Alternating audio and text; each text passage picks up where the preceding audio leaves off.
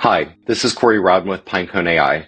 In today's video, we will explore dues.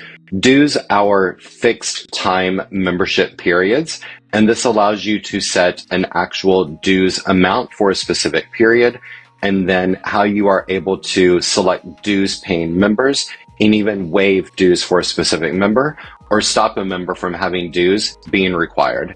To begin, from your dashboard, you'll navigate to dues and dues settings. This is where you're able to create a brand new dues tier, or you can select to edit an existing tier.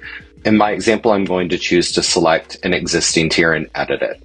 After assigning a name and an amount, you'll then select the interval. The interval is going to be the billing interval for that dues period. It is also how the dues period will show up to your donors on the dues form when the dues paying member goes in to pay their dues for either the current membership period, a future period, or even a period where dues have lapsed with a non-payment.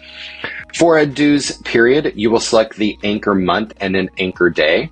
This is the actual day that you would like that dues period to begin, and then look forward. And then you've got a description of the dues.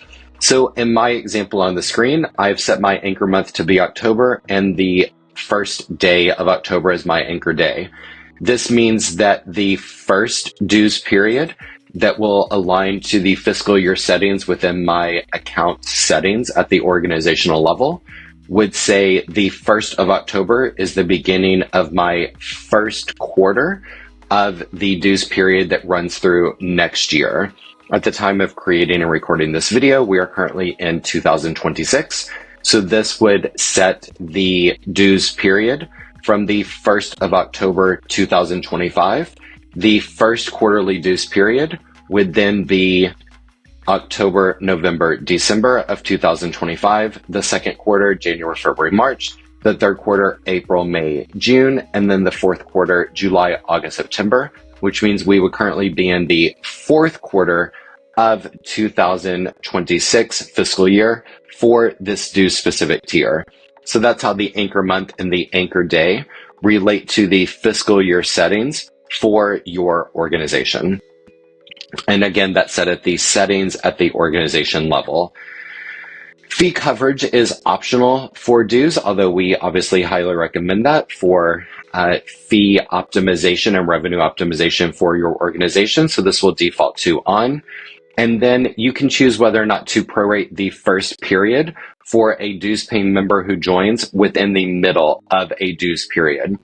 In the example that we just walked through, I am currently in the July, August, September period at the time of recording this video. So I would be able to either select whether a member joining needs to pay the full dues period for this very specific quarterly membership, or if joining within the middle of the quarter, if I would like to only prorate and pay only for the dues period from the date of signing up forward. Once I have my dues period set, the calendar iconography here allows you to generate the dues periods, which will then show up in the dues periods table. Looking at the dues periods table, I'm just going to quickly sort that to go in descending order. I can see that the current open period is fiscal year 2026 in the fourth quarter. Again, this started at the 1st of July and would run through the 30th of September. I can see the status of my dues period is open. I can then see the ones that have closed and the ones that are upcoming. I can see the collection progress bar for how much of my dues periods billing have been paid by the dues period billing members, the amount of revenue that is expected from all members, the amount that has been collected, the total number of members, and then a quick glance at who is paid, who is due, how many have been waived, and how many payments have even failed for your dues paid members. Failures are most commonly caused by outdated payment methods, or when a payment method is actually no longer available and the customer needs to create a new payment method on file. For any specific dues period, you can click in and see all of the information about that dues period for all of the potential dues paying members. So here I can go in and simply see all of the information about the individuals, and if they are due, any payments that have failed, any members that have automatically been waived, and any dues members who have already paid. At a dues member level, I'm able to select any specific member record that I would like, and I can choose to edit the member details. This is where I can say whether or not this dues paying member is regular, which means that they automatically apply to the count of expected dues paid members going forward, or if they are an honorary member, which would not have any dues assessed for a period, or emeritus. And emeritus dues paying members do not carry any due payments for themselves, but depending upon your 501c organization, you may still need to pay for emeritus members, but maybe not honorary members. So we want to give you the ability to know the different types of your dues paying members. Up next is a status indicator. Status indicator of active means that dues members are automatically eligible for that dues period. An inactive member simply moves to an inactive status, and dues periods do not apply to them going forward, but they do apply retroactively. A deceased member will no longer receive any dues periods on a go-forward basis, and they are also moved into a specific status where they would no longer receive emails to any email account that is currently listed on their record. Resigned and removed also fall into your specific organization settings. If you need to record that a member has been removed, you're able to set that status here. Deceased, inactive, resigned, and removed all prevent that member from having a dues period assigned to them in a go-forward basis. And then the start date simply lets me see when this dues paying member started. I can set this to be manually on a go-forward basis, or I'm able to see this information set automatically when the dues period paying member has joined. This is a lot of information to see at a dues member level for the nonprofit organization. This, for a dues paying member, is actually most relevant at a dues periods level. So I want to show you an example of what that looks like with a donation and campaign form that has been set up to enable dues. So I'm going to navigate over to my campaign forms. I'm going to choose my dues and preview this form. So here you can see that the form is not highly customized. I've not set items such as a hero, content image, or any of the rich text formatting elements.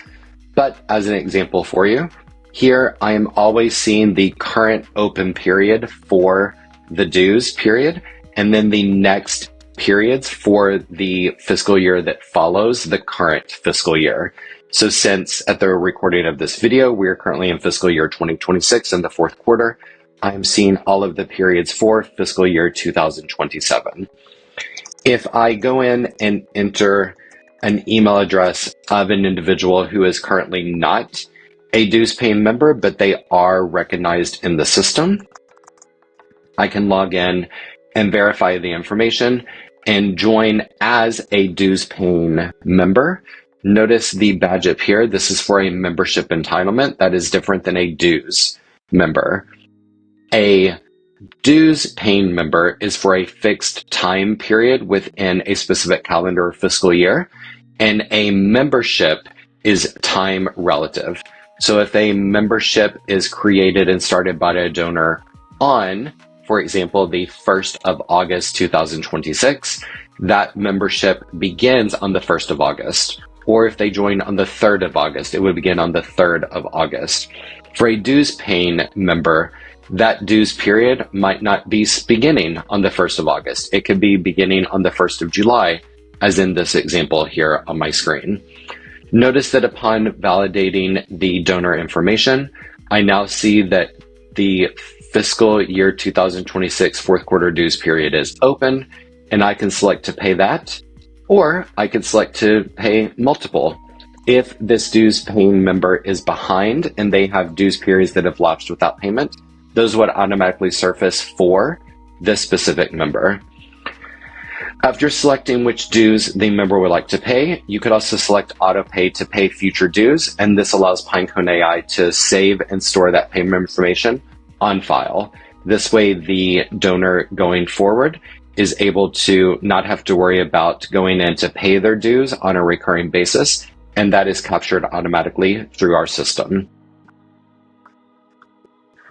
Back looking at the dues settings and the dues periods, for any dues period that has already passed and closed, you're always able to send a reminder out of Pinecone AI directly to anyone who has unpaid dues. Pinecone AI does have the ability and does send automated billing reminders, but if you would like to do one bulk send, you are able to do that. And you're able to export anyone who has not paid their dues or a full annual view. And as always, you can search by a name, or you could search by and change the status for any of the dues paying members.